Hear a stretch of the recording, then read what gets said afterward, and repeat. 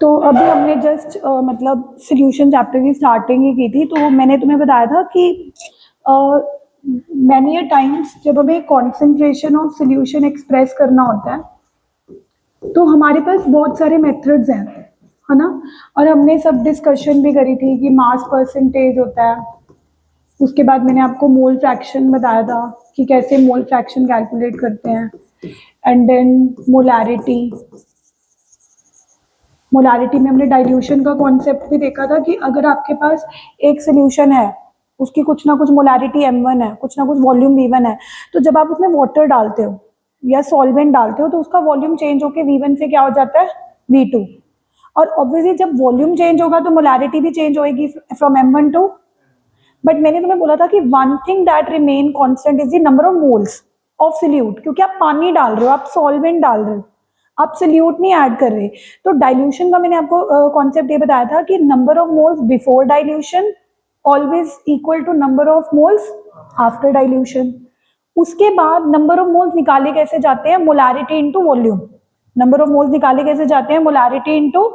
तो before dilution molarity क्या थी, m1, वॉल्यूम क्या था, v1। तो नंबर ऑफ मोल्स क्या हो गए, m1 इंटू v1। और आफ्टर डाइल्यूशन मोलारिटी कितनी हो गई थी, m2, वॉल्यूम कितना हो गया था। तो number of moles after dilution कितने हो गए थे, m2 इंटू। तो हमने क्या कॉन्सेप्ट लगाया था कि m1 v1 is always equal to m2 v2। इस इक्वेशन के ऊपर भी हमने डिस्कशन करी थी कि मोलारिटी चेंज हो जाएगी, वॉल्यूम चेंज हो जाएगा, बट क्या चीज सेम रहेगी, नंबर ऑफ। जैसे मैं एग्जांपल दे रही थी कि आपने एक रूह अफ़ज़ा बनाया, आपने, आपके घर गेस्ट आ रहे हैं, हमने रूह अफ़ज़ा डाल के वाटर में रूह अफ़ज़ा बनाया, शरबत बनाई, और आपको लग रहा है कि बहुत ज्यादा कॉन्सेंट्रेटेड बन गया, इसमें रूह अफ़ज़ा ज्यादा डल गया है, तो आप उसको डाइल्यूट करने के लिए पानी डालते हो ना। क्या डालते हो, अब पानी डालने से रूह अफ़ज़ा शरबत भी अभी भी उतनी ही है, लेकिन उसका जो इफेक्ट है वो कम हो गया। तो रूह अफ़ज़ा तो उतनी है ना, जितनी पहले थी उतनी ही अब है। तो that means what remain constant is the number of moles. और काफी बच्चों को ये नहीं पता होता कि molarity into volume number of moles को रिप्रेजेंट करती है। वो रट तो लेते हैं equation, that molarity equation is m1v1 is equal to m2v2, रट के भी काम हो जाएगा, हमें तो क्वेश्चन ही सॉल्व करने हैं। बट जितना कॉन्सेप्ट को समझोगे कि Y m1v1 is equal to m2v2, क्या लॉजिक है, m1v1 रिप्रेजेंट किसको कर रही है, m1v1 नंबर ऑफ मोल्स को रिप्रेजेंट कर रही है, किसको रिप्रेजेंट कर रही है, नंबर ऑफ मोल्स को। तो हमने इस पे क्वेश्चन भी करा था। उसके बाद मोलारिटी के बाद मैंने तुम्हें बोला था कि मोलारिटी जो है ना वो चेंज होती रहती है। Navjot, why molarity changes, why it does not give you an accurate, क्योंकि एमसीक्यू में भी आता है which of the following concentration term does not give you accurate value. तो आपने किस पे टिक करना है, ये एक्यूरेट नहीं देती, क्यों नहीं देती accurate, very good, it is temperature dependent, it is, है ना। और ये भी आपको 2 नंबर में क्वेश्चन आ सकता है कि what is the effect of temperature on molarity. तो अगर आपको मोलारिटी का फॉर्मूला पता है that it is number of moles divided by, that mean molarity volume पे डिपेंड कर रही है, टेम्परेचर बढ़ेगा वॉल्यूम बढ़ेगी, तो मोलारिटी क्या हो जाएगी, decrease. That is molarity has inverse relation with temperature, it has, temperature बढ़ेगा मोलारिटी घटेगी, और टेम्परेचर घटेगा मोलारिटी।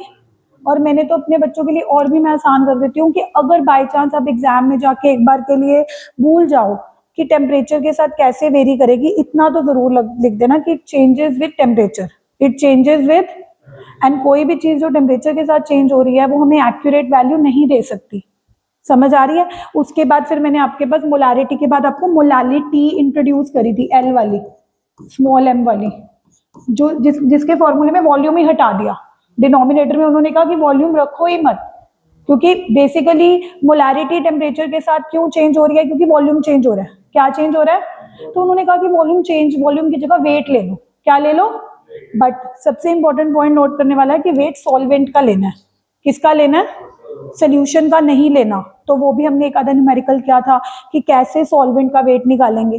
तो ये चीजें प्रैक्टिस के साथ आती हैं। सब जब मैंने आपको परसों न्यूमेरिकल दिए थे, संडे का ऑफ था आपके पास, तो आप मेरे को ये नहीं बोल सकते कि हमने नहीं करे हैं क्वेश्चन। अगर आपको मैंने 10 क्वेश्चन दिए, आपको करने ही है, नहीं सॉल्व हुए, रॉन्ग आंसर आया, that is a different thing. क्योंकि अगर आप नहीं प्रैक्टिस करोगे न्यूमेरिकल्स, न्यूमेरिकल ऐसी चीज नहीं है जो मैंने आपको करा दी होगी, वो प्रैक्टिस से आएगी। बाकी कई चीजें थ्योरेटिकल होती हैं, अब इनऑर्गेनिक्स आएगी, ऑर्गेनिक्स आएगी, जो मैं इधर ही करवा दूंगी आपको हो जाएगा, लेकिन न्यूमेरिकल तो आपको घर पे प्रैक्टिस करने ही पड़ेंगे, है ना। तो न्यूमेरिकल्स प्लीज आज जो मैं तुम्हें बोलूंगी वो प्लीज करके आना, है ना। उसके बाद लास्ट हमने स्टार्ट करी थी नॉर्मेलिटी।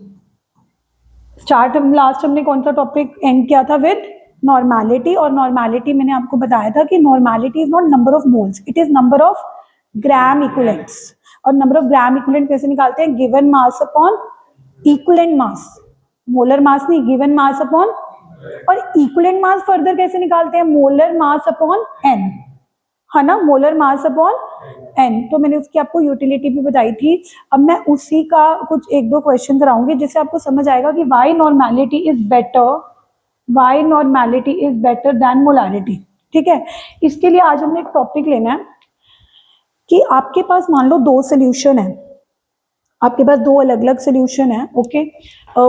एक सोल्यूशन ए है और एक सोल्यूशन बी है, ओके। अब दो अलग अलग सोल्यूशन है, दोनों की अपनी अपनी मोलारिटी होगी, अपना अपना वॉल्यूम होगा, है ना। अब मान लो ए सोल्यूशन की मोलारिटी कितनी है? m1, वॉल्यूम कितना है? v1। कुछ भी वैल्यू दी होगी उसको आपने क्या अज्यूम कर लेनी है? m1। जो वैल्यू वॉल्यूम की दी होगी उसको क्या अज्यूम कर देनी है? v1। अब दूसरे सोल्यूशन की मोलारिटी कितनी गिवन है? m2। और वॉल्यूम कितना गिवन है? v2। अब तुमने क्या किया, इन दोनों को एक ही बीकर में डाल दिया। I am taking the concept of mixing, कि जब आप दो सोल्यूशन को मिक्स करते हो तो मोलारिटी में क्या चेंज आता है? ऑब्वियस ही बात है, अगर पहला सोल्यूशन मोलारिटी है m1, दूसरे सोल्यूशन की मोलारिटी क्या है? m2। तो जब आप दोनों को मिक्स करोगे तो मोलारिटी चेंज हो जाएगी। क्या हो जाएगी? चेंज। तो उसको हम मान लेते हैं m3, उसको हम क्या मान लेते हैं? m3। अब जब आप दोनों को मिक्स कर रहे हो, मान लो पहले सोल्यूशन की मोलारिटी m1 है, दूसरे सोल्यूशन की मोलारिटी m2 है, तो जो तीसरे सोल्यूशन की मोलारिटी होगी वो हमें निकालनी है। अब वो m1 प्लस m2 के तो इक्वल नहीं होगी, मतलब ऐसा तो है नहीं कि पहले सोल्यूशन की मोलारिटी m1 है, दूसरे सोल्यूशन की मोलारिटी m2 है, तो तीसरे सोल्यूशन जब दोनों को मिक्स करोगे तो दोनों की मोलारिटी m1 प्लस m2 होगी, because molarity is not a additive term. Volume add होता है। क्या ऐड होता है? जैसे मान लो तुम्हारे पास 2 लीटर दूध है और 2 लीटर पानी है, तुम दोनों को मिक्स करोगे तो टोटल कितना हो जाएगा? 4 लीटर। 2 लीटर तुमने दूध डाला, 2 लीटर पानी डाला, तो ऑब्वियसली जो आपका नया बीकर होगा, नया बीकर में वो जो सोल्यूशन होगा वो पक्का कितने लीटर होगा? 4 लीटर, क्योंकि वॉल्यूम ऐड होता है। यानी कि जब आप इन दोनों को मिक्स कर रहे हो, इसका वॉल्यूम v1 प्लस v2 होगा, इसका वॉल्यूम कितना होगा? v1 plus, but molarity m1 plus m2 नहीं होगी, वो हमने क्या मान ली? m3। वो हमने क्या मान ली? m3।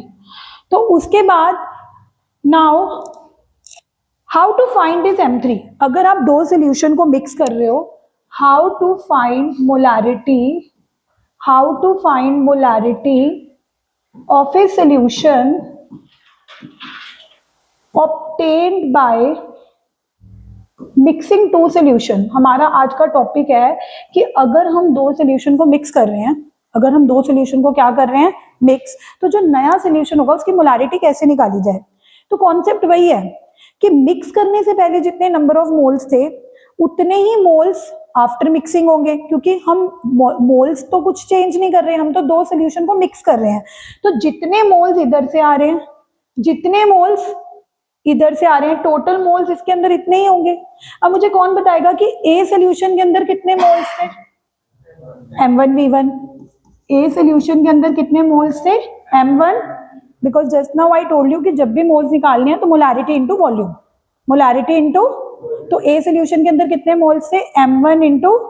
बी सोल्यूशन के अंदर कितने मोल्स थे? m2 v2। और जब दोनों को तुमने मिक्स कर दिया तो जो ये नया सोल्यूशन बना, लवे इसके अंदर मोल्स कितने होंगे? इसकी मोलारिटी कितनी है? m3। और इसका वॉल्यूम कितना है? v1 plus v2।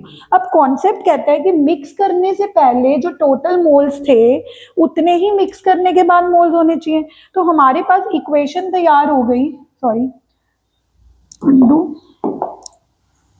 हमारे पास इक्वेशन तैयार हो गई दैट m1v1 प्लस m2v2, यानी कि जो हमारे number of moles before mixing है, ये दोनों को मैंने प्लस क्यों किया, क्योंकि ये दोनों को मिक्स करने के पहले से मोल्स हैं, और M3 into V1 plus V2 are number of moles after mixing, number of moles after mixing. यानी कि जब भी हमें क्वेश्चन आएगा जिसमें दो सोल्यूशन के मिक्स करने की बात हो रही होगी, दो सोल्यूशन के क्या करने की बात हो रही होगी, मिक्स, और हमें रिजल्टिंग सोल्यूशन की मोलारिटी निकालनी होगी, then we have to use this equation, then we have to use this equation. Can we repeat the equation? M1 V1 plus M2 equals to M3 bracket में V1 plus. Now the question arises, क्या ma'am सच में हमेशा यही equation use करनी है? तो let me tell you, ये इक्वेशन हमने तब यूज करनी है अगर दोनों सोल्यूशन की नेचर सेम है। नेचर मतलब अगर पहला सोल्यूशन है HCl, HCl is an acid, दूसरा सोल्यूशन है H2SO4, H2SO4 is also an acid. तो अगर तो आप जो दो सोल्यूशन मिक्स कर रहे हो उन दोनों की नेचर सेम है, नेचर सेम का मतलब है कि दोनों ही एसिड है। और आपको कैसे पता लगेगा कि दोनों ही एसिड है? फॉर्मूले से पता लग जाएगा। जैसे मान लो आपको बोला हुआ है कि calculate the molarity obtain on mixing 2 molar of 500 ml HCl with 5 molar of 250 ml H2SO4।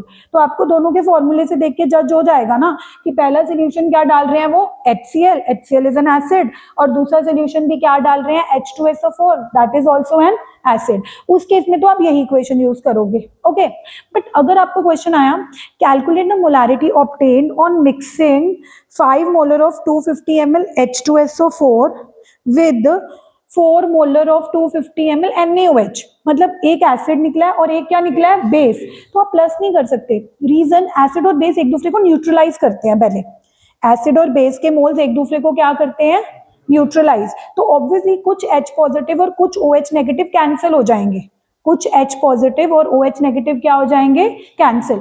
अब उसके बाद रिजल्टिंग सोल्यूशन या तो एसिडिक रहेगा या क्या रहेगा, बेसिक। वो डिपेंड करेगा कि तुमने एसिड ज्यादा डाला है या बेस ज्यादा डाला है। तो सबसे पहले तो आपकी ये जो इक्वेशन प्लस है यहाँ पे माइनस आ जाएगा। क्या आ जाएगा? यानी कि मैंने आपको दो इक्वेशन बताई, एक मैंने आपको मोलारिटी इक्वेशन बताई M1 V1 plus M2 V2 equals to M3 bracket में V1 प्लस, यानी कि जब भी हमें दो सोल्यूशन को मिक्स करके न्यू मोलारिटी M3 निकालनी है तो हमने कौन सी इक्वेशन यूज करनी है, M1 V1 plus M2 V2 equals to M3 bracket में V1 plus V2। But at the same time मैं ये कह रही हूँ कि अगर जो दो सोल्यूशन आप मिक्स कर रहे हो, अगर आपको उस क्वेश्चन को देख के पता लग रहा है कि यार एक तो एसिड है और एक क्या है, बेस, तभी तुम्हारे दिमाग में अलर्ट होना चाहिए कि now my equation is M1 V1 minus M2 V2।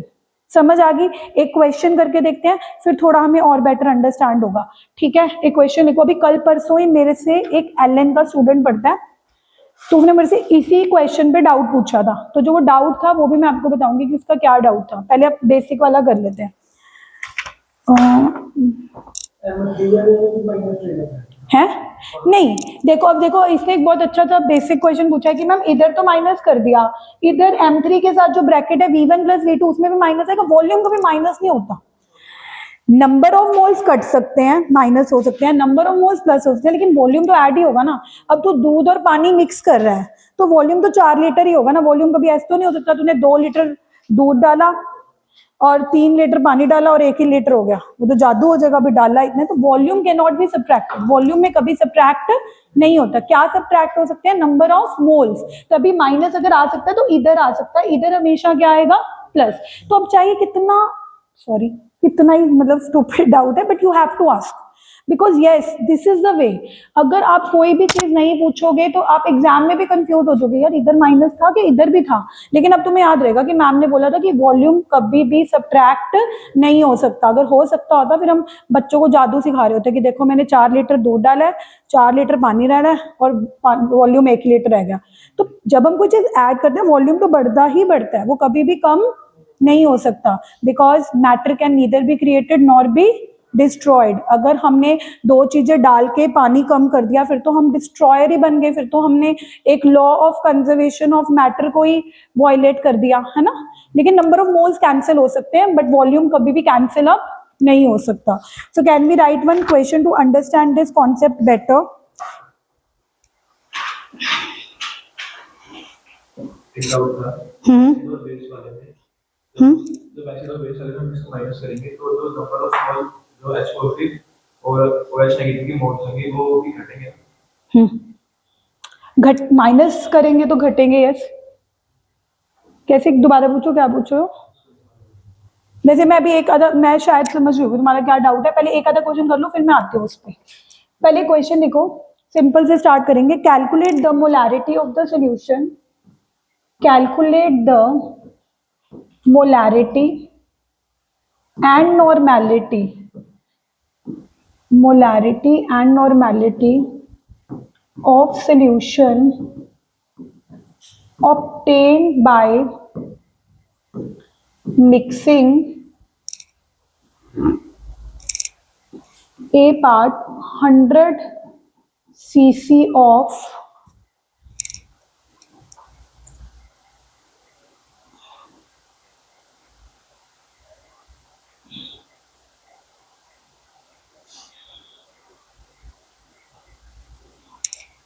0.4 molar H2SO4 with 50 cc of 0.1 molar HCl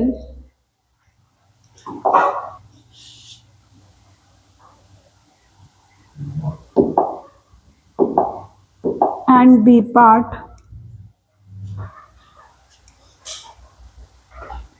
100 cc of 0.1 molar H2SO4 with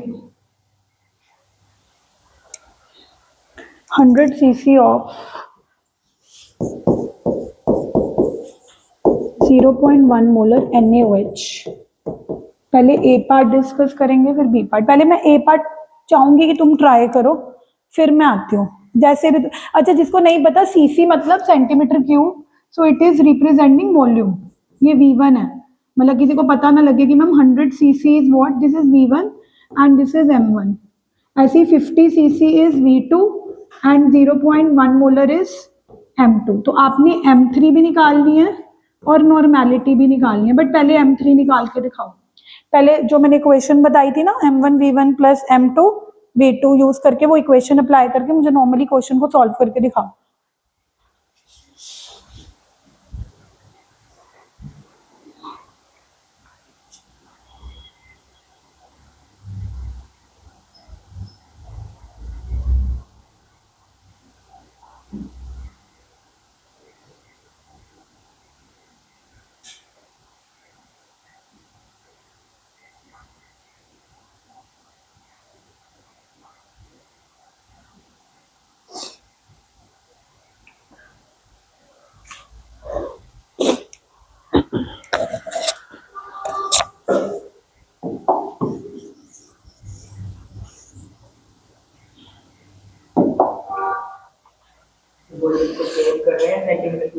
ऐसे M1 V1 M2 V2 अलग अलग निकालने से अच्छा लगे सीधा पहले इक्वेशन लिखो। M1 V1 plus, yes sorry, M1 V1 plus M2 V2 equals to, Kamal बोलो, इक्वल्स टू M3 ब्रैकेट में V1 प्लस। ये बिल्कुल बेसिक क्वेश्चन है, इसको समझने के लिए आपको जो दो सोल्यूशन है दोनों सेम है। सेम मतलब पहले किसकी बात कर रखी है, H2SO4। H2SO4 क्या होता है, एसिड। और दूसरा क्या है,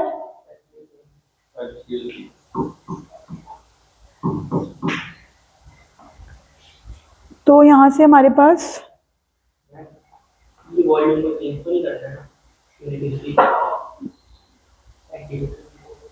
एक मिनट,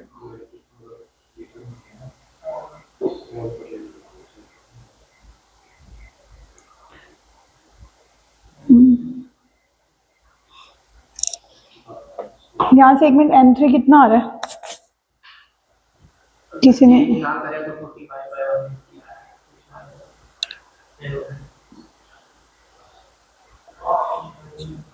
कितना आ रहा है 45/150 मतलब पूरा सॉल्व करके बताओ। 45 अपॉन 0.3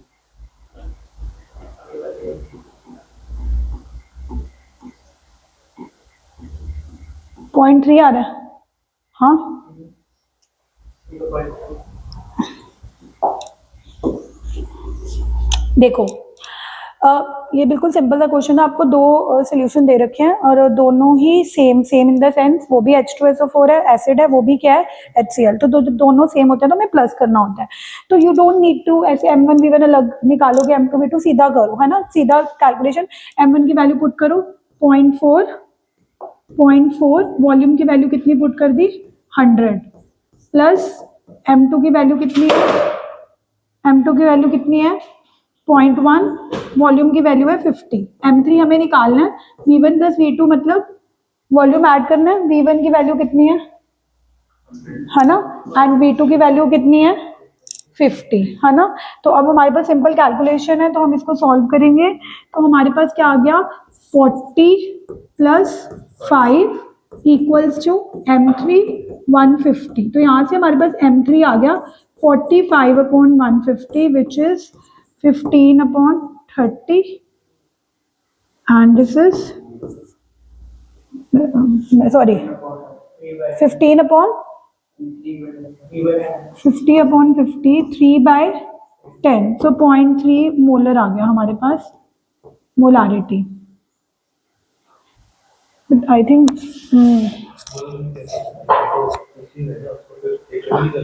वो इसीलिए नहीं चेंज कर रहे। देखो अगर आप चेंज करोगे भी, मान लो आप 1000 से डिवाइड कर रहे हो, है ना, तो आप उस साइड भी 1000 से डिवाइड करोगे, वो इन एनीवेज वो सारा कुछ मतलब नीचे अगर आप एलसीएम लोगे वो दोनों साइड क्या हो जाएगा कैंसिल हो जाएगा, इसीलिए कोई नीड नहीं है। But this is wrong, answer is wrong. देखो मैं आपको बताती हूँ, अब यही एलन वाला डाउट भी यहीं पे था। देखो नॉर्मली क्या होता है कि जब भी हमें क्वेश्चन आता है लाइक दिस, है ना, तो हमें लगता है कि हमें न्यू मोलारिटी निकालनी है। हमें पहले सोल्यूशन की भी मोलारिटी दे रखी है, दूसरे सोल्यूशन की भी मोलारिटी दे रखी है, और मैम ने बताया था कि equation is M1V1 plus M2V2 equal to M3V1 plus V2। Like 90% of the student are going to solve like this.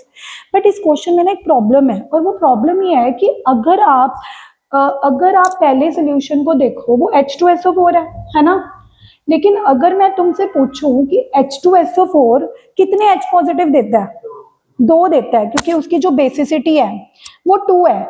अब इससे फर्क ये पड़ता है, मैंने उस दिन भी आपको एक्सप्लेन किया था कि अगर आप मान लो 1 मोलर H2SO4 ले रहे हो, आपने तो 1 मोलर H2SO4 लिया, लेकिन जैसे ही वो वाटर में जाएगा वो कितने H पॉजिटिव रिलीज करेगा 2H पॉजिटिव। यानी कि अगर आप देखोगे वो H पॉजिटिव तो डबल प्रोड्यूस कर रहा है। यानी कि जब आप यहाँ पे M1V1 कर रहे हो, आपने इसकी मोलारिटी ली 0.4 और इसका वॉल्यूम लिया 100, तो यहाँ से आपके नंबर ऑफ मोल्स कितने आ गए 40, जबकि ये H पॉजिटिव कितने प्रोड्यूस कर रहा होगा 80। So when this is the case, आप कभी भी M1V1 प्लस M2V2 नहीं लगा सकते। आपको क्या करना पड़ेगा इस क्वेश्चन को सॉल्व करने के लिए, आपको इस क्वेश्चन को सॉल्व करने के लिए ये करना पड़ेगा कि जो आपके पास M1 गिवन है 0.4 मोलर, इसको करेस्पॉन्डिंग नॉर्मेलिटी में कन्वर्ट करना पड़ेगा। आप कहोगे मैम क्वेश्चन में निकालनी मोलारिटी है, दी भी मोलारिटी हुई है, लेकिन हमें आपको मोलारिटी को नॉर्मेलिटी में क्यों कन्वर्ट करना पड़ेगा, क्योंकि जब भी हमारे पास जो सब्सटेंस होता है जिसको हम दूसरे HCl के साथ कोई प्रॉब्लम नहीं है, HCl की मोलारिटी M1 0.1 मोलर है, तो ये एक ही H पॉजिटिव देगा, तो इस केस में कोई प्रॉब्लम नहीं है। बट जो दूसरे वाला H2SO4 है, उसकी जो मोलारिटी दे रखी है H पॉजिटिव उसके डबल प्रोड्यूस कर रहा है, H पॉजिटिव उसके क्या कर रहा है डबल। तो नॉर्मेलिटी क्या होती थी, नॉर्मेलिटी जब मैंने तुम्हें निकालनी सिखाई थी, मैंने तुम्हें बताया था ना कि नॉर्मेलिटी बेटर क्यों है, क्योंकि जब आप नॉर्मेलिटी निकालते हो नंबर ऑफ ग्राम इक्विवेलेंट, तो वो इक्विवेलेंट मास में मोलर मास को पहले ही n से डिवाइड कर देती है, मोलर मास को पहले ही n से क्या कर देती है डिवाइड। तो इसीलिए जब भी आप ऐसी सिचुएशन में आओगे कि आप दो सोल्यूशन को मिक्स तो कर रहे हो, बट एक सोल्यूशन के फॉर्मूले से पता लग रहा है कि it is producing more than H positive, it shows मतलब एक H2SO4 कितने H पॉजिटिव प्रोड्यूस करेगा 2। तो जब तुम M1V1 लगाओगे वो गलत क्यों आएगा वहां से आंसर, क्योंकि M1V1 से मान लो तुम्हारे पास 40 मोल्स आ रहे हैं, कितने आ रहे हैं, बट वो प्रोड्यूस तो कितने कर रहा होगा 80।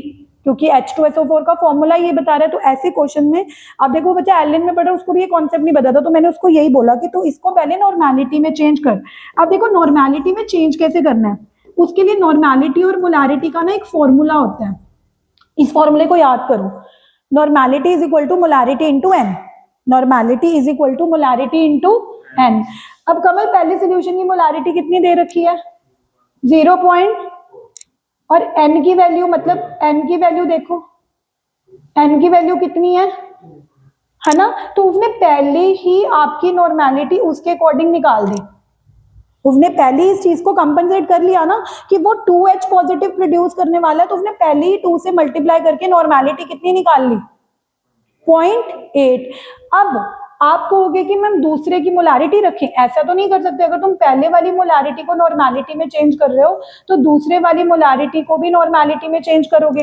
अब दूसरे वाली की मोलारिटी कितनी दे रखी है, 0.1, और वो H पॉजिटिव कितने प्रोड्यूस कर रहा है, 1। तो इसकी तो नॉर्मेलिटी बेसिकली वही आएगी जो मोलारिटी है, बट हमें कन्वर्ट दोनों की करनी पड़ेगी, कन्वर्ट हमें दोनों की करनी पड़ेगी। अब तुम इक्वेशन लगाओगे N1V1 plus N2V2 equals to N3V1 plus V2। निकालना क्वेश्चन मोलारिटी का है, लेकिन हम निकाल क्या रहे हैं, ये बच्चों को पता ही नहीं। तो बच्चा फटाफट क्वेश्चन देखता है कि मुझे 2 सोल्यूशन दे रखे हैं, दोनों की मोलारिटी दे रखी है, सीधा M1V1 प्लस M2V2 से M3 निकालते हैं। ऑप्शन में दे भी रखा होता है, आंसर गलत होता है, क्योंकि आपने सबसे पहले ये अपने आप को दिमाग में बिठाना है कि ठीक है मुझे 2 सोल्यूशन जो मैं मिक्स कर रहा हूँ दोनों एसिड हैं, बट क्या दोनों की एसिडिटी बेसिसिटी सेम है, नहीं है। HCl तो कितने H पॉजिटिव प्रोड्यूस कर रहा है, 1। H2SO4 कितने प्रोड्यूस कर रहा है, 2। तो डायरेक्टली अगर मैं M1V1 प्लस M2V2 से मोल्स निकालूंगी वो तो गलत आ जाएंगे। तो बेटर ये है कि जब भी ऐसा क्वेश्चन होएगा, चाहे उन्होंने नॉर्मेलिटी निकालने के लिए बोली है चाहे नहीं बोली, पहले हम दोनों मोलारिटीज को किस में कन्वर्ट करेंगे, रिस्पेक्टिव नॉर्मेलिटीज में, रिस्पेक्टिव। और नॉर्मेलिटी को मोलारिटी को नॉर्मेलिटी में कन्वर्ट करने का रिलेशन क्या होता है, normality is equal to m into normality is equal to molarity into, अगर कभी भूल जाओगे नॉर्मेलिटी मोलारिटी इंटू एन था या मोलारिटी नॉर्मेलिटी इंटू था, तो m के बाद n आता है, m के बाद क्या आता है, n। तो normality is equal to molarity into n। अब तुमने देखो, अब पहले सोल्यूशन की नॉर्मेलिटी कितनी आई, 0.8, और वॉल्यूम कितना दे रखा था, 100। अब देखो जब तुम N1V1 करो, उसने पहले डबल करके 80 दिया, उसने वो जो नंबर ऑफ मोल्स निकालने थे, वो M1V1 से नंबर ऑफ मोल्स कितने आ रहे थे, 40, जबकि वो H पॉजिटिव कितने प्रोड्यूस कर रहा था, डबल 80। नॉर्मेलिटी इक्वेशन यूज करते वो प्रॉब्लम ऑटोमेटिकली सॉल्व होगी, तुम्हें सोचने की जरूरत ही नहीं है। प्लस दूसरे की नॉर्मेलिटी कितनी है, 0.1, वॉल्यूम कितना दे रखा है, 50, तो 5 आ गया। अब नॉर्मेलिटी न्यू सोल्यूशन की वॉल्यूम तो वही लेना है, 100 प्लस 50, तो यहां से हमारे पास कितना आ गया अब आंसर नॉर्मेलिटी का, 85/150। नॉर्मेलिटी कितनी आ गई, अब ये काटो, 17/30, so it is going to be कितना, 0.1, इज इट 0.167, बिकॉज मेरे पास आंसर इज, नॉर्मेलिटी कितना आ रहा है, 0.5।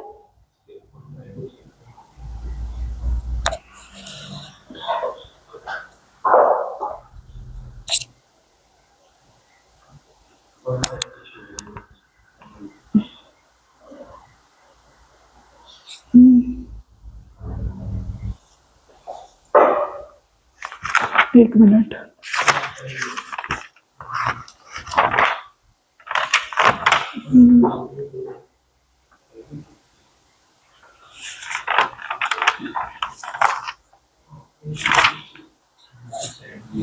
अच्छा इन्होंने वैल्यूज कुछ कितना आ रहा है, 0.566 आ गया नॉर्मल नॉर्मेलिटी। अब आप कहोगे कि मैम आप क्वेश्चन में हमने निकाल तो नॉर्मेलिटी लिया, बट क्वेश्चन तो किसका था, मोलारिटी का। तो फाइनली दोबारा नॉर्मेलिटी को इक्वेशन, अब दोबारा हम ये इक्वेशन यूज करेंगे, क्यों, क्योंकि हमने फाइनल सोल्यूशन की क्या निकाली है, पर क्वेश्चन में क्या पूछा है, ठीक है। अब नॉर्मेलिटी हमारी कितनी आई है, 0.56, पर पूछी क्या थी, M3। और अब n की वैल्यू क्या लेंगे, अब n की वैल्यू क्या लेंगे, अब आप जो दो सोल्यूशन मिक्स कर रहे हो, एक सोल्यूशन H2SO4 है, एक सोल्यूशन क्या है HCl। HCl कहता है कि मेरे हिसाब से n क्या लेना चाहिए 1, क्योंकि वो एक H पॉजिटिव रिलीज कर रहा है। बट दूसरा सोल्यूशन H2SO4 क्या कहता है कि मेरे हिसाब से H कितना लेना चाहिए, तो तुम जो बड़े वाली वैल्यू है उसको कंसिडर करोगे, तो H2SO4 के हिसाब से n की वैल्यू क्या लोगे 2। तो यहां से हमारे पास M3 आ जाएगा 0.56/2 विच इज 0.28।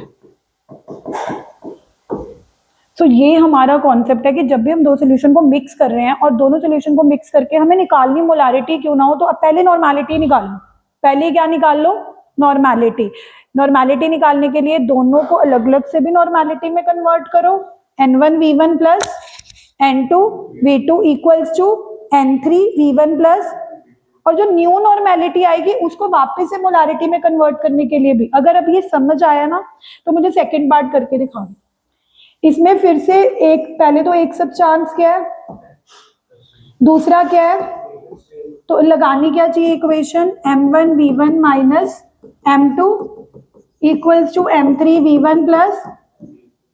बट क्या हम ये इक्वेशन लगा सकते हैं, answer is no. Why, because पहला एसिड H2SO4 है, वो कितने H पॉजिटिव रिलीज कर रहा है, तो जब आप M1V1 लगाओगे उससे जितने नंबर ऑफ मोल्स आएंगे वो तो उससे डबल प्रोड्यूस कर रहा होगा। एक बार आप करके देख लेना, इसे आंसर ही नहीं कभी मैच करेगा। अगर आप कहोगे ना कि नहीं मैम मेरे को तो क्वेश्चन में मोलारिटी गिवन है, दूसरे सोल्यूशन की भी मोलारिटी गिवन है, पूछी भी मोलारिटी है, मैं तो इसी इक्वेशन से निकालूंगा, तुम्हारा आंसर ही बुक से मैच नहीं करेगा।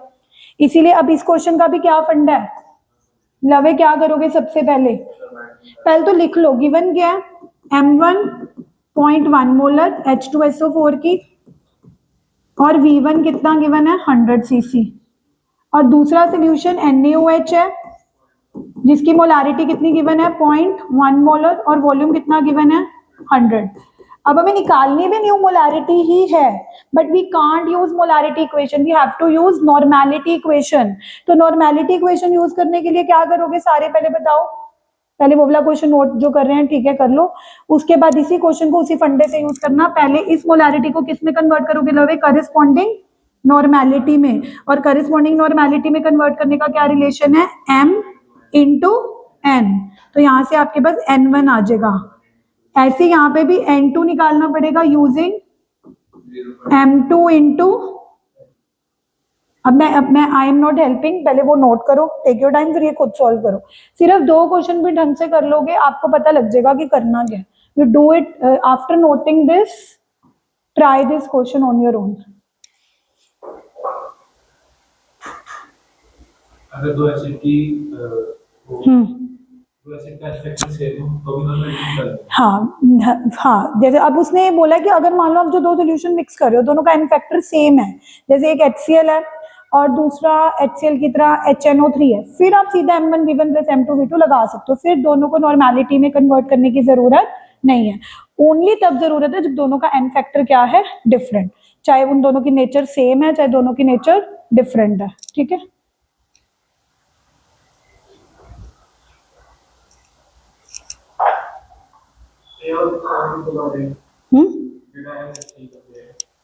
M3 देखो अपन ने फाइनल सोल्यूशन की कटनी क्या सी, मतलब क्या पूछा था हमने, निकाल क्या ली, तो फिर हमने दोबारा से नॉर्मेलिटी को मोलारिटी में कन्वर्ट करने के लिए जो हमारे पास रिलेशनशिप है वही यूज किया, which was normality is equal to molarity into normality आ गई थी, मोलारिटी निकालनी है। अब हमने सोचा कि n क्या लें, H2SO4 के हिसाब से n की वैल्यू कितनी है 2, HCl के हिसाब से n की वैल्यू कितनी है, तो जो मैक्सिमम है वो हमने ले ली, ठीक है 2।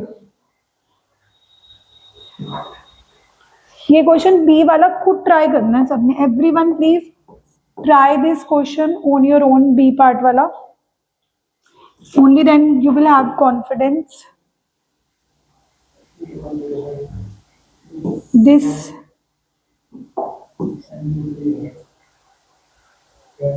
नवजोत आप कर रहे हो, बी पार्ट कर रहे हो, good, try B part on your own, take your time. कर रहे हो ना कमल बी पार्ट अपने आप?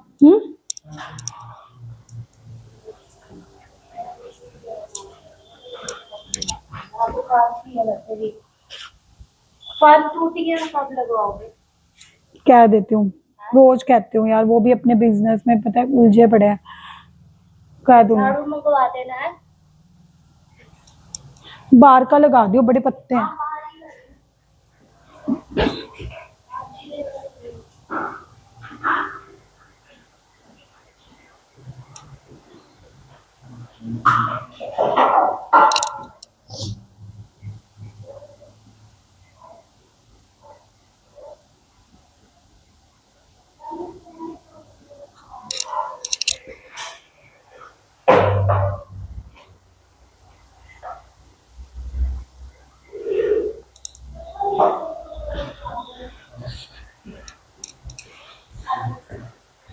अच्छा 2 दिन पहले ही लगाती।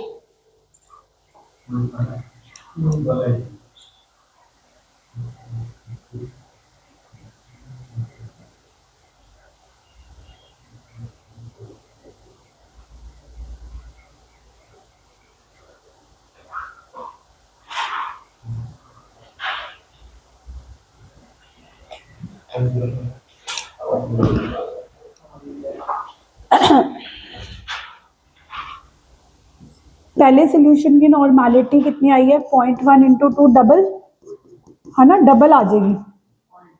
एक पॉइंट होता है, इतनी प्रैक्टिस हो जाती है, पता लग जाता है कि अगर इसका n फैक्टर 2 है तो इसकी नॉर्मेलिटी डबल ही आएगी, क्योंकि है ना ऑटोमेटिकली बात है कि नॉर्मेलिटी मोलारिटी इंटू n है, तो जब n ही 2 टाइम्स हो रहा है तो उसकी वैल्यू मोलारिटी से क्या आने वाली है? डबल, है ना।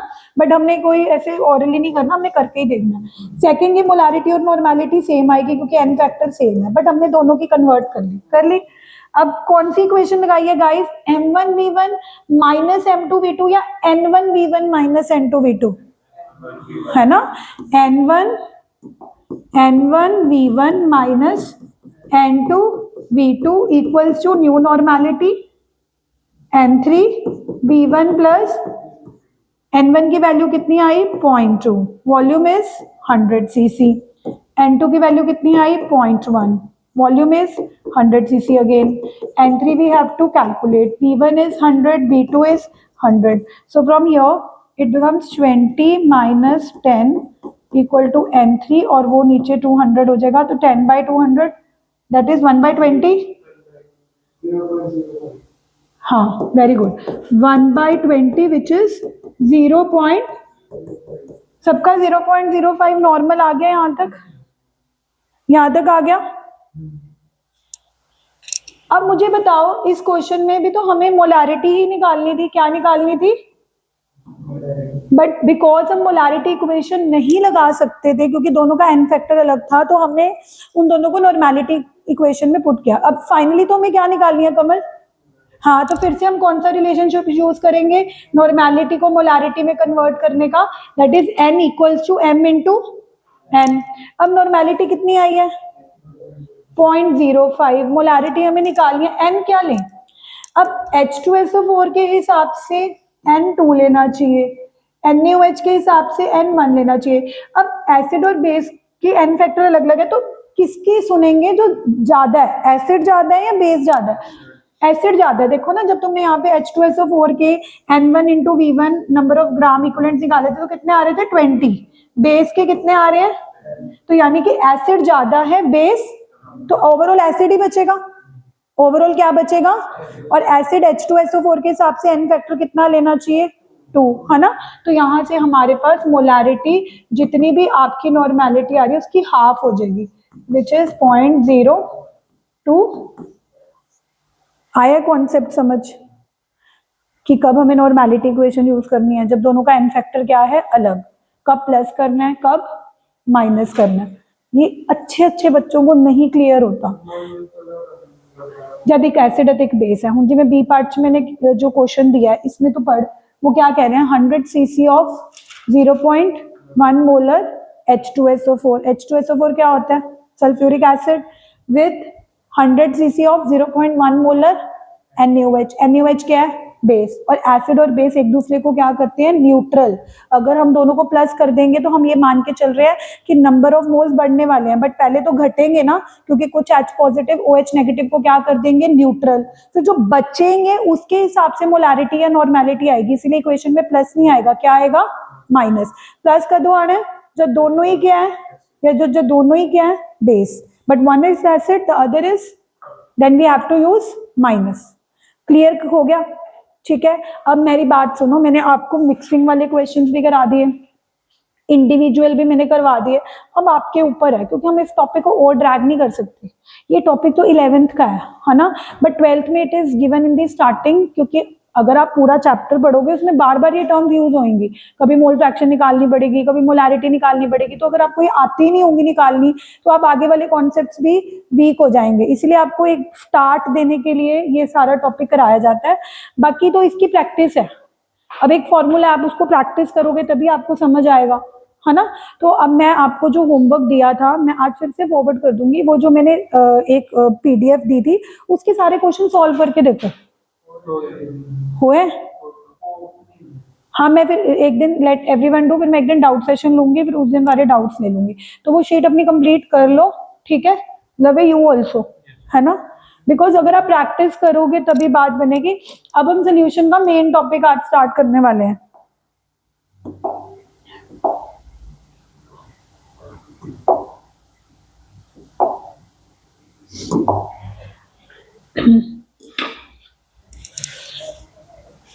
तो मेन टॉपिक सोल्यूशन का क्या है? आफ्टर अंडरस्टैंडिंग कि किसी भी सोल्यूशन की कंसंट्रेशंस को एक्सप्रेस करने के हमारे पास बहुत सारे वेज होते हैं, मास, percentage, molarity, normality.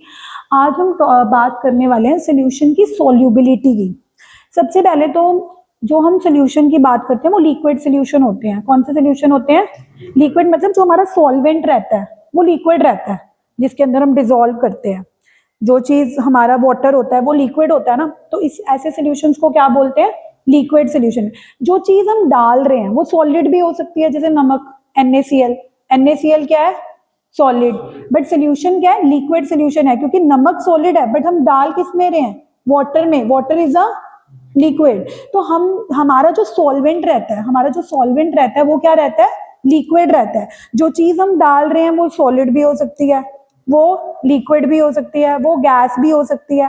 That means solute can be solid, solute can be liquid, solute can be, solute समझते हो ना जो हम डाल रहे हैं, but the solvent is liquid, the solvent is.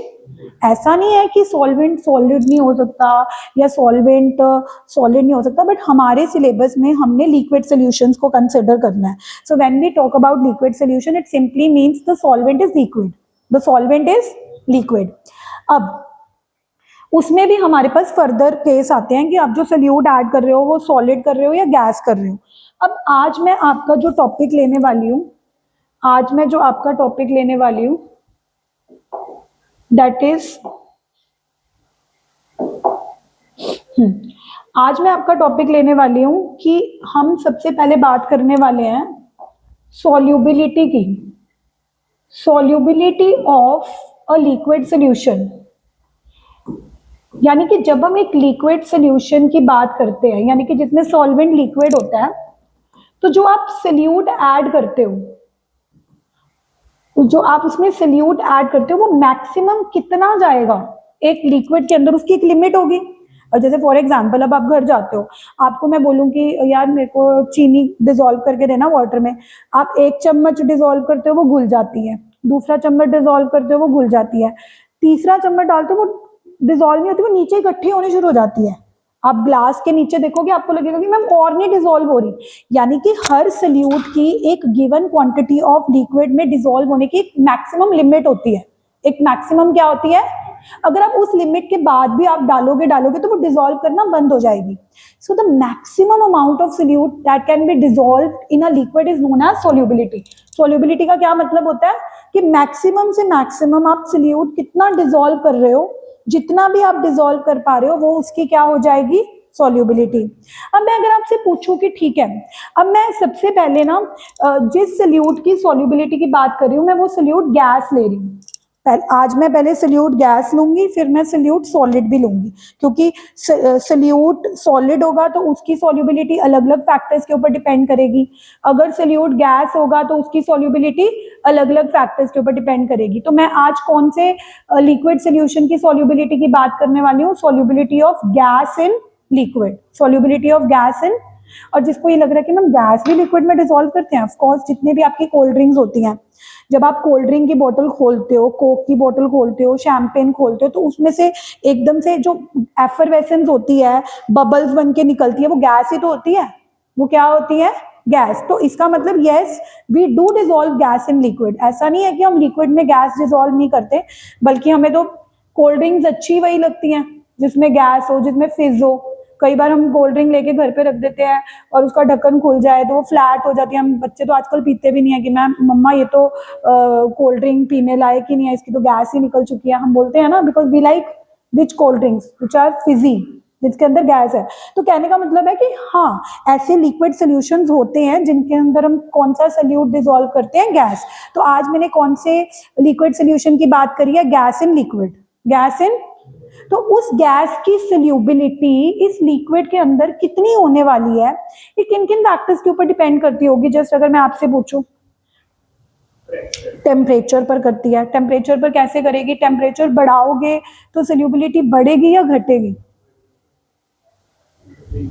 घटेगी।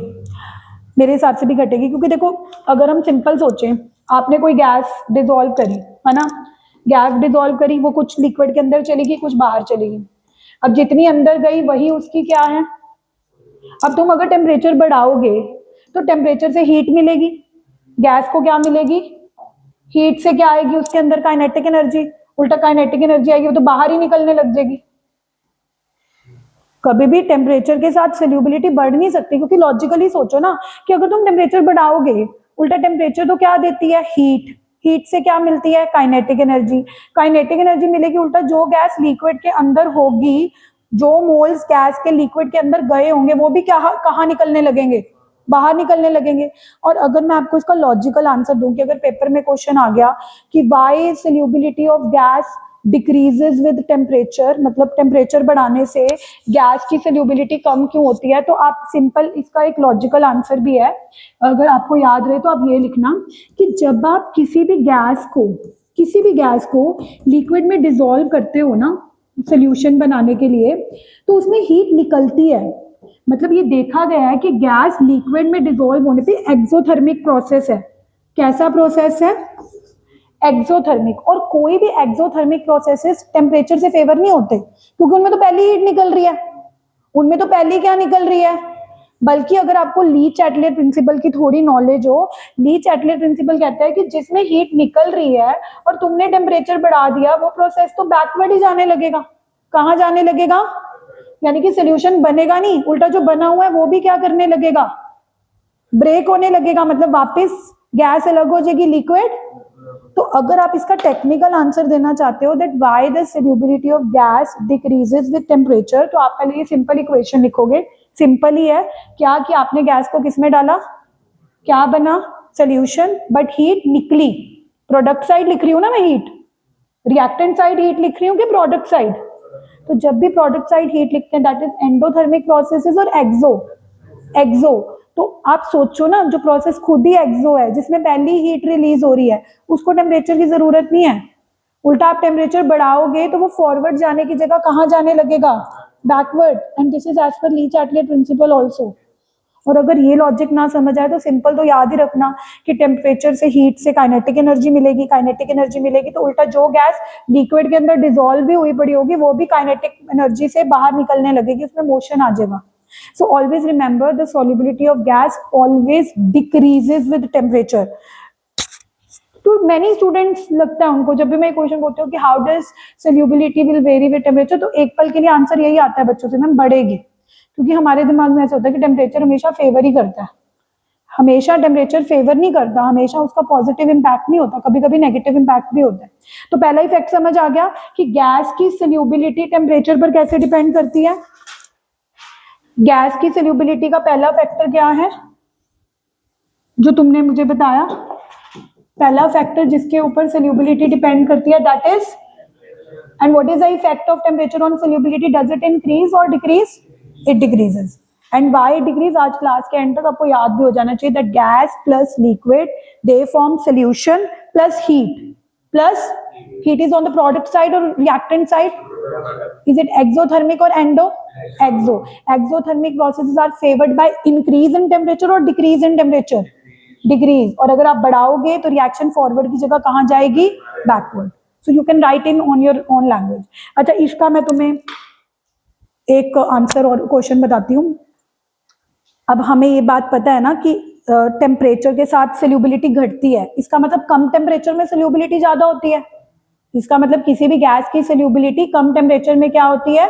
ज्यादा. तो इसका एक क्वेश्चन आता है, सैंपल पेपर्स में भी मैंने बहुत बार देखा हुआ है, that why aquatic animals feel comfortable in cold water. Why aquatic animals feel comfortable in cold water. अब इसका आंसर सुनो. अगर वाटर कोल्ड होगा, टेम्परेचर कम मतलब ऑक्सीजन की सोल्यूबिलिटी ज्यादा. तो अगर ठंडा पानी है, इसका मतलब ये भी इसी फैक्टर पे डिपेंड है. लो टेम्परेचर मतलब सोल्यूबिलिटी ज्यादा. किसकी सोल्यूबिलिटी ज्यादा? ऑक्सीजन गैस की. तो एक्वेटिक एनिमल्स को ऑक्सीजन अच्छी मिलेगी कोल्ड वाटर में, और अगर उनको ऑक्सीजन अच्छी मिलेगी they will feel more comfortable in cold water. तो ये क्वेश्चन बहुत बार एग्जाम में आता है और बच्चों को पता ही नहीं होता कि it is related with solubility of gas with temperature. of course temperature के साथ ही related है, क्योंकि cold water मतलब low temperature मतलब solubility ज्यादा. किसकी solubility ज्यादा? ऑक्सीजन गैस की. so obviously अगर aquatic animals को ज्यादा ऑक्सीजन मिलेगी they will be going to feel more comfortable. and this question has come so many times in exams, that why aquatic animals are more comfortable. and you will see जब आप sample paper देखोगे आपको ऐसे वाले questions मिलेंगे, क्योंकि you know what, solution chapter पूरा physical chemistry का चैप्टर है. बच्चे पूरे न्यूमेरिकल्स कर लेते हैं, पूरा चैप्टर माइंड अप कर लेते हैं, एंड फिर मेरे से पूछेंगे मैम थ्योरी क्वेश्चंस कैसे आएंगे इसमें से. तो थ्योरी क्वेश्चन अलग से नहीं करने होते. जब हम पढ़ रहे हैं उसके बीच बीच में से ही निकल रहे हैं थ्योरी क्वेश्चन. अब अगर आप सॉल्यूशन चैप्टर ऐसे पढ़ोगे कि आज मैं राउल्स लॉ कर लेता हूँ, कल मैं हेनरी लॉ कर लूंगा, फिर मैं इसकी 4 कॉलिगेटिव प्रॉपर्टीज कर लूंगा, जो इस चैप्टर का पैटर्न है, सबकी आपने प्रॉपर्टीज के न्यूमेरिकल कर लिए, एंड में बच्चे मेरे पास यही आते हैं. इवन फाइनल एग्जाम से पहले भी, प्री बोर्ड से पहले भी, मैम सॉल्यूशन चैप्टर कर लिया, न्यूमेरिकल सारे आते हैं, थ्योरी बता दो कैसे आएगी. तो थ्योरी की चलो अलग से करने की नीड है, बट अगर आप साथ साथ ही करके चलोगे तो आपको कभी ऐसा फील नहीं होगा कि आपने आपको अलग से एफर्ट करने पड़ रहे हैं. आपको लगेगा कि हाँ बीच में ही कवर हो गई, है ना. तो जैसे मैं बीच में आपको करवा रही हूँ कि अगर आप टेम्परेचर का इफेक्ट कर ही रहे हो तो आपको इसका पता होना चाहिए कि इसका रिलेटेड क्वेश्चन क्या बनता है. Why aquatic animals are more comfortable in cold. तो इसका आंसर यही है कि cold water means low temperature. Low temperature मतलब सोल्यूबिलिटी इज हाई. किसकी सोल्यूबिलिटी? ऑक्सीजन. तो अगर ऑक्सीजन की सोल्यूबिलिटी ज्यादा होगी ऑब्वियसली एक्वेटिक एनिमल्स ब्रीथ कर पाएंगे अच्छे से, और अगर एक्वेटिक एनिमल्स ब्रीथ कर पाएंगे तो they will feel more comfortable. अब इसका आंसर ये नहीं देना कि कोल्ड वाटर में उनको अच्छा लगता है या इनका कंफर्ट जोन है, ऐसे वो वाले आंसर्स कंसीडर नहीं होंगे ना. You have to write a logical answer. ठीक है, ओके. दूसरा फैक्टर क्या हो सकता है?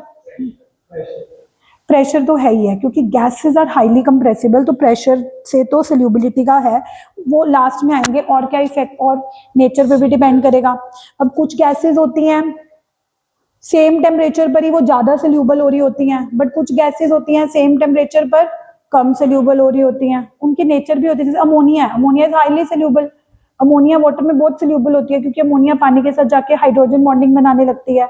तो बहुत सारे फैक्टर्स होते हैं जो नेचर पे भी डिपेंड करते हैं. किस पे डिपेंड करते हैं? किसकी नेचर? गैस की और लिक्विड की. मतलब जो आप डाल रहे हो और जिसमें डाल रहे हो, अगर उनकी नेचर ऐसी है कि वो एक दूसरे के साथ इंटरेक्शन कर सकते हैं, हाइड्रोजन बॉन्डिंग बना सकते हैं, तो they will be more soluble. They will be. और कुछ गैसेस होंगी जो बिल्कुल ही वाटर के अगेंस्ट हैं, जिनकी वाटर के साथ नेचर मैच नहीं करती. Water is polar, they are non polar, तो फिर वो नहीं डिसॉल्व होंगे. तो सेकंड फैक्टर किस पे डिपेंड करता है? नेचर. किसकी नेचर? एक तो गैस की प्लस जो लिक्विड सॉल्वेंट है, कि अगर तो उन दोनों की नेचर मैच हो रही है, लाइक डिसॉल्व यानी कि सोल्यूबिलिटी किस बात पे डिपेंड करती है? कि अगर तो वो दोनों लाइक माइंडेड हैं. लाइक माइंडेड मतलब लाइक माइंडेड तो लोग होते हैं, मतलब एक जैसे हैं, है ना. अगर वो पोलर हैं दोनों, या दोनों ही क्या हैं? नॉन पोलर, तो वो एक दूसरे में क्या हो जाएंगे? डिसॉल्व नहीं होंगे, तो कम. ठीक है. Now the main factor. अब मैं आती हूँ मेन फैक्टर पे, solubility of gas with pressure. Pressure के साथ सोल्यूबिलिटी की गैस बढ़ेगी, क्योंकि आप खुद देखो, आपने कोल्ड ड्रिंक की बोतल को बंद किया, अब जब साइंटिस्ट या जो भी मतलब कंपनीज वाले हैं, जब वो कोक की बॉटल को बंद करते हैं, वो हाई प्रेशर पर बंद करते हैं ताकि ज्यादा से ज्यादा CO2 अंदर जा सके। अब इसका क्या प्रूफ है कि उन्होंने ज्यादा प्रेशर पे बंद कर रखी है? तभी जब आप उसको खोलते हो उसका प्रेशर कम कर देते हो, क्योंकि जैसे आप उसको खोलते हो वो बाहर के एयर प्रेशर के इक्वल आ जाती है। किसके इक्वल आ जाती है? इसी करके वो जो गैस जबरदस्ती आपने हाई प्रेशर पर डिसॉल्व कर रखी थी, वो गैस बाहर निकलने लगती है। कहाँ निकलने लगती है? तो इसका मतलब ये बात साफ है कि more the pressure more is the solubility, less the pressure less the solubility. यानी कि गैस की सोल्यूबिलिटी प्रेशर के डायरेक्टली प्रोपोर्शनल है। प्रेशर के कैसे है? और क्यों ना हो, क्योंकि गैसेस तो होती ही ऐसी है ना, कंप्रेसिबल। हमारे घर में जो लिक्विड LPG आती है, that is also what, liquefied petroleum gas. उसको भी तो प्रेशर के अंदर ही डाला हुआ है, तभी वो लिक्विफाइड फॉर्म में है। किस फॉर्म में है?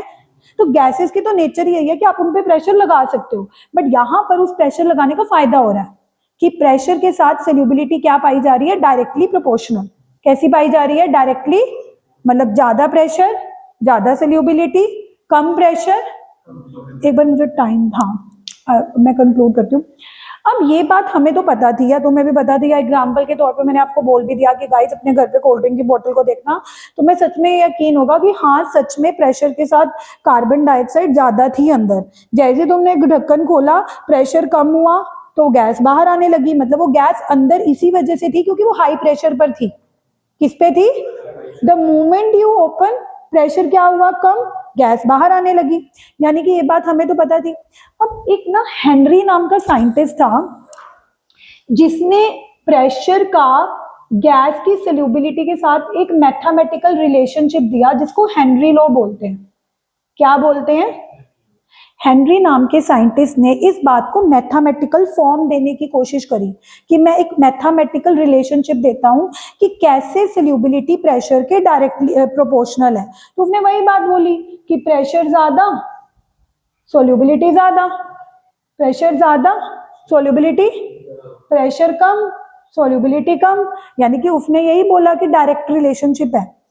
अब हेनरी ने बोल तो दिया कि ठीक है प्रेशर का सोल्यूबिलिटी के साथ डायरेक्टली प्रोपोर्शनल है, बट गैस की सोल्यूबिलिटी को कैसे एक्सप्रेस करें? जो गैस लिक्विड के अंदर जा रही है वही सोल्यूबिलिटी है ना, जो ऊपर रह गई वो तो सोल्यूबिलिटी नहीं है। अब जो गैस लिक्विड के अंदर जा रही है, जिसको हम सोल्यूबिलिटी बोल रहे हैं, क्या बोल रहे हैं, उसको कैसे रिप्रेजेंट करें? तो उसके लिए हेनरी ने भी बहुत कोशिश करी। कभी सोल्यूबिलिटी को मास से रिप्रेजेंट किया, कभी किससे रिप्रेजेंट किया, तो बहुत सारी इक्वेशन दे रखी हैं बुक में। लेकिन आपने जो इक्वेशन याद करनी है, जो हेनरी लॉ की सबसे पॉपुलर फॉर्म है, वो ये है। इस फॉर्म को ध्यान से पढ़ना कि हेनरी लॉ ने बोला कि pressure of a gas if directly proportional to the solubility, और उसने गैस की सोल्यूबिलिटी को मोल फ्रैक्शन से रिप्रेजेंट किया। उसने गैस की सोल्यूबिलिटी को किससे रिप्रेजेंट किया? अब ध्यान से देखो, मोल फ्रैक्शन क्या होती है? Number of moles divided by. अब तुम ये देखो ना, सोल्यूबिलिटी का मतलब भी तो यही है कि कितने नंबर ऑफ मोल्स लिक्विड के अंदर जा रहे हैं। सोल्यूबिलिटी का क्या मतलब होता है कि तुमने गैस डाली पर कितने मोल्स लिक्विड के अंदर गए, वही सोल्यूबिलिटी है। यानी कि मोल फ्रैक्शन से बेटर हो भी क्या सकता था सोल्यूबिलिटी को एक्सप्रेस करना? हमने कहा कि हेनरी ने सोल्यूबिलिटी को किससे एक्सप्रेस किया? XB से। हेनरी ने सोल्यूबिलिटी को किससे एक्सप्रेस किया? XB से। XB क्या होती है? Mole fraction.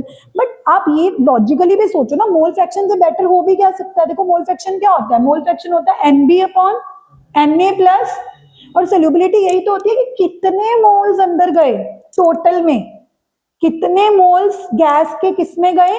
टोटल में। तो जो सबसे पॉपुलर फॉर्म हेनरी की निकल के आई कि ज्यादा प्रेशर ज्यादा सोल्यूबिलिटी, उसमें उसने सोल्यूबिलिटी को किससे रिप्रेजेंट किया? मोल फ्रैक्शन से। किससे रिप्रेजेंट किया? ऐसा नहीं है कि पहले उसने सोल्यूबिलिटी को किसी और चीज से रिप्रेजेंट नहीं किया, पहले उसने मास से भी किया था। तो अगर तुम ये टॉपिक बुक से पढ़ोगे, हो सकता है तुम्हें हेनरी की कोई और इक्वेशन भी नजर आए जिसमें मास आ रहा हो, बट हमने वो इक्वेशन नहीं पढ़नी, हमने पॉपुलर फॉर्म पढ़नी है। हमने कौन सी इक्वेशन पढ़नी है? पॉपुलर। और पॉपुलर कौन सी हुई Kamal? P if directly proportional to XB। अब जब भी आप प्रोपोर्शनलिटी साइन हटाते हो तो क्या आता है? कांस्टेंट। क्या आता है? और कांस्टेंट हेनरी ने अपने नाम पे ही रखा होगा, तो KH क्या पड़ गया? Henry constant. KH क्या होता है? हेनरी, जिसकी क्वेश्चन में वैल्यू हमेशा गिवन होगी, आपने याद नहीं करनी। तो आज हम हेनरी लॉ की एक इक्वेशन याद करके जा रहे हैं, that P is equal to KH into XB। P क्या है? प्रेशर। किसका प्रेशर? गैस का, सिर्फ उस गैस का जिसकी आप सोल्यूबिलिटी चेक कर रहे हो। टोटल प्रेशर नहीं है, पार्शियल प्रेशर है। कौन सा प्रेशर है? अब ये वर्ड याद करना क्यों जरूरी है, पार्शियल प्रेशर? क्योंकि कल को जब मैं न्यूमेरिकल्स करवाऊंगी, किसी न्यूमेरिकल में टोटल प्रेशर गिवन होगा।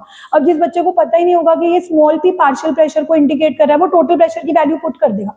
90% पार्शियल प्रेशर ही गिवन होगा, 90% क्या गिवन होगा?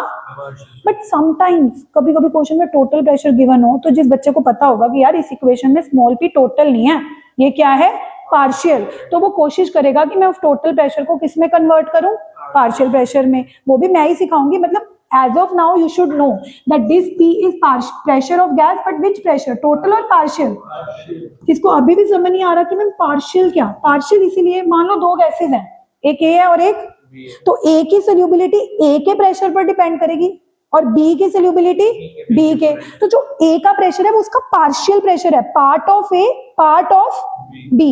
तो अगर हम टोटल ले लेंगे फिर तो वो मीनिंगलेस हो जाएगा ना। अगर आप A की सोल्यूबिलिटी चेक कर रहे हो तो A के प्रेशर को देखो, B की सोल्यूबिलिटी को देख रहे हो तो B के प्रेशर को देखो। तो दिस P इज टोटल और पार्शियल?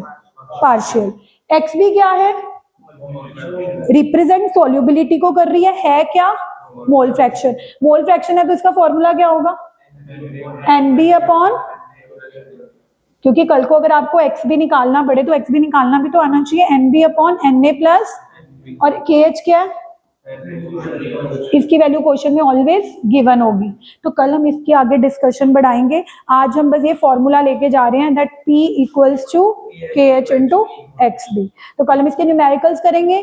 तो कल इसके न्यूमेरिकल्स करें इससे पहले है कि आप मोलारिटी वाली वो जो मैंने शीट आपके साथ शेयर कर रखी है वो क्वेश्चंस कर लो। 2 डाउट सेशन 1-2 दिन में होगा, आप अपना पीछे से करते रहो क्वेश्चन, सो दैट जब डाउट सेशन हो तो तुम भी पार्टिसिपेट करोगे। मैम मेरा 3rd डाउट है, मेरा 4th डाउट है, तभी आपको अच्छा लगेगा, है ना।